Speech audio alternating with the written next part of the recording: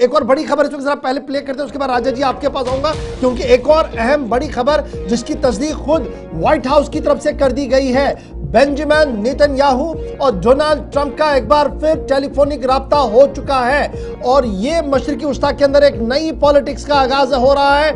मशरिकी वस्ता के अंदर Donald Trump और नेतन्याहू ने एक बार फिर बातचीत की है और यह माना जा रहा है कि अमेरिका इजराइल कोऑर्डिनेशन मजीद बेहतर हो सकता है। एक तरफ से यह इतलात है, बैनुल-अक़वामी खबरसां इदारे यह मान रहे हैं कि वॉर रूम की जो मीटिंग डोनाल्ड ट्रंप साहब ने मुकम्मल की है उसमें इख्तिलाफ राय पैदा हुआ है। ये CNN की ताज़ा रिपोर्ट का इंकिशाफ मैं आपके सामने कर रहा हूं और उन्होंने ये साफ कर दिया है कि इस जंग में बराह रास्त कूदने से बहुत ज़्यादा नुकसान होगा, हमें दूर से ही देखना होगा। और उस मीटिंग के फौरन बाद नेतन्याहू और डोनाल्ड ट्रंप जो है वो एक बार फिर टेलीफोनिक राब्ता कर रहे हैं और ये साफ कर दिया गया है कि इजराइल एक बार फिर हवाई हमले तेहरान पर करेगा, बैलिस्टिक मिसाइलों का भी इस्तेमाल होगा और यह साफ कर दिया गया कि डेड सी के अंदर भी ट्रिगर बज चुका है और सायरन बज चुके हैं, क्योंकि वहां पर भी ड्रोन की आवाजाही हुई है। इजरायली वजीर आजम बेंजामिन नेतन्याहू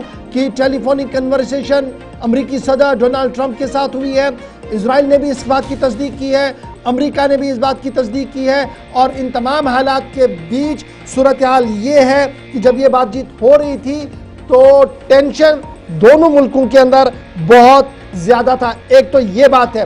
दूसरी खबर जो बड़ी इंपॉर्टेंट है, जिसको लेकर सबसे लड़ाई है, वो ये है कि जौहरी मुल्क ईरान ना बने और G7 ने भी इस संबंध में अपनी एक लाइन खींची है। लेकिन इस बीच एक बड़ा बयान इंटरनेशनल एटॉमिक एनर्जी की तरफ से सामने आया है, IAEA की तरफ से सामने आया है। असल में जिस मामले को लेकर बयानात दोनों तरफ से आ रहे थे, ईरान का कोई जौहरी प्रोग्राम नहीं है, ना इसके सबूत है। ये हम नहीं बल्कि लेटेस्ट स्टेटमेंट CNN के इंटरव्यू के दौरान आया है।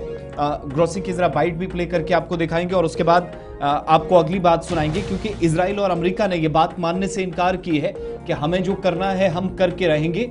दोनों की जो कमिटमेंट्स है, प्रायोरिटीज हैं, वो नजर आती हैं दोनों तरफ से।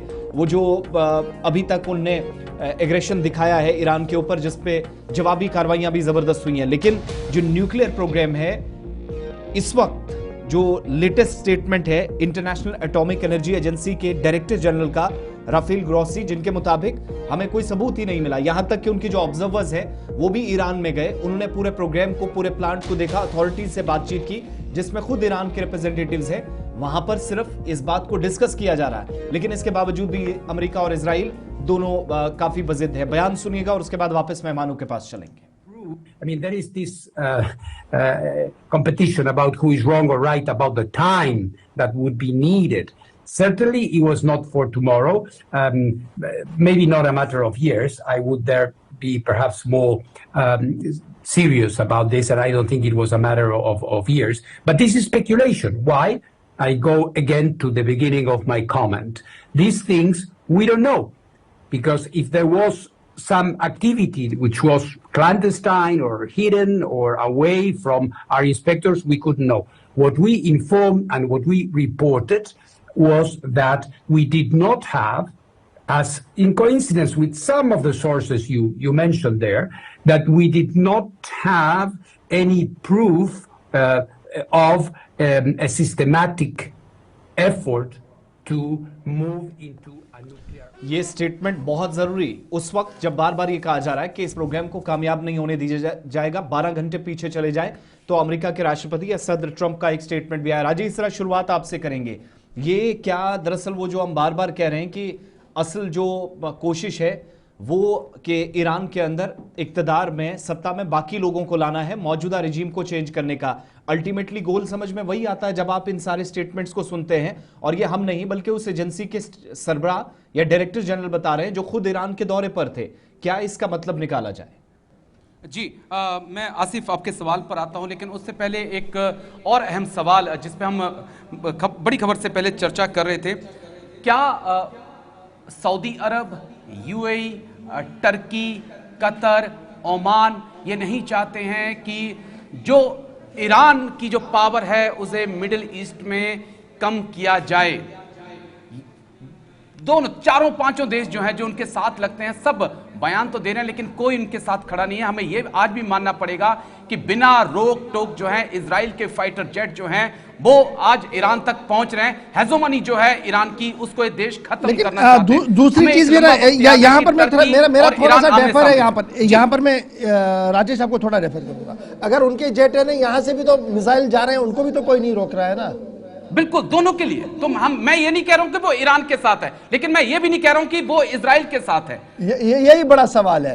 इस सवाल को मैं जरा इसको फाइन ट्यून और करता हूं। सोहेल काज़मी साहब, कैसे देखें ये जो राजेश जी बता रहे हैं ना कि जनाब वहां से भी आ रहे हैं, यहां से भी जा रहे हैं, और ये जो खामोशी है, क्या ये कहीं टूटती हुई नजर आ रही है? नंबर 1। नंबर 2, पहले दिन से बनाया गया कि जनाब कल परसों एक दिन में अब एटॉमिक मुल्क, जौहरी मुल्क बनेगा ईरान। आईएई के सरबराह कह रहे हैं, उनके ऑब्जर्वर्स कह रहे हैं जनाब हमें तो कुछ मिला ही नहीं वहां, ये एक दिन का खेल ही नहीं है, अभी तो सालों साल वहां लगेंगे तब भी नहीं बन पाएगा। स्पेकुलेशन करार दी उन्होंने। सोहेल साहब, सर, इजराइल के पास वो सब कुछ बन चुका है जो ईरान सोच रहा है बनाने के लिए। तो इजराइल के लिए हिसाब से खतरा नहीं है अमेरिका को। बाकी मुल्क जो वेस्ट के हैं वो सब बना चुके हैं ये सब चीजें, तो अमेरिका के लिए खतरा नहीं है। लेकिन अगर कोई मुस्लिम मालिक आगे बढ़ता है, मैं उसको भी छोड़िए, अगर भारत जिस तरह से दुनिया में आगे बढ़ रहा है, भारत जिस तरह की अपनी इमेज को डेवलप कर रहा है, कल तो खतरा हमारे साथ भी हो सकता है। क्योंकि जिस तरह से एप्पल के सीईओ को उसने मना कर दिया, वो सिर्फ बिजनेस चाहता है, वो सिर्फ अपनी तिजारत को बढ़ाना चाहता है, अपनी सुप्रीमेसी को बढ़ाना चाहता है। उसके लिए कोई दोस्त नहीं है, कोई दुश्मन नहीं है। अमेरिका ने क्लियर कर दिया, अमेरिका तो चाइना सबसे बड़ा दुश्मन है। चाइना के साथ भी वो ट्रेड की एग्रीमेंट्स करने जा रहा है। वो वहां से कंट्री से, टर्की से शायद सैंक्शन हटा दिए हैं। यहाँ में ईरान में ऑलरेडी सैंक्शंस लगा के बैठा हुआ ट्रेड को लेके। वो किसी को भी आगे बढ़ने नहीं देना चाहता जो उसकी हद से बाहर है या उसकी सोच से बाहर है। तो लेकिन वो जो राजेश जी बता रहे हैं ना कि ये जो मुस्लिम ब्लॉक है, क्या उसकी खामोशी है या हिमायत है? कहां पर खामोशी है और कहां पर हिमायत है उनकी? देखिए, जियोपॉलिटिक्स के हिसाब से कहीं ना कहीं इंसान फंसा रहता है। कोई ना कोई मुल्क, उसकी अपनी प्रॉब्लम्स होती हैं, क्योंकि इकोनॉमी एक बहुत बड़ा कंसर्न है। लेकिन मुझे लगता नहीं है राजेश जी, मैं एक बात आपको बताऊं जो मैं देख रहा हूं एज एन ओपिनियन मेकर, मुझे लगता है कि कुछ कंट्रीज खुल के सामने आएंगी। वक्त बदल चुका है, दुनिया सिमट चुकी है और आज सब ताकतवर है। तो देखिए आने वाले दिनों में राजेश से लास्ट को राजेश जी आप कुछ ऐड करना चाहते हैं? मेरा पॉइंट देखिए, क्यों न्यूक्लियर पे हम बातचीत कर रहे थे, मैं जो पॉइंट रेज करना चाहता हूं कि नॉर्थ कोरिया, किम ओंग जुन के पास न्यूक्लियर वेपन है, अमेरिका उसके ऊपर क्यों कार्रवाई नहीं करता है?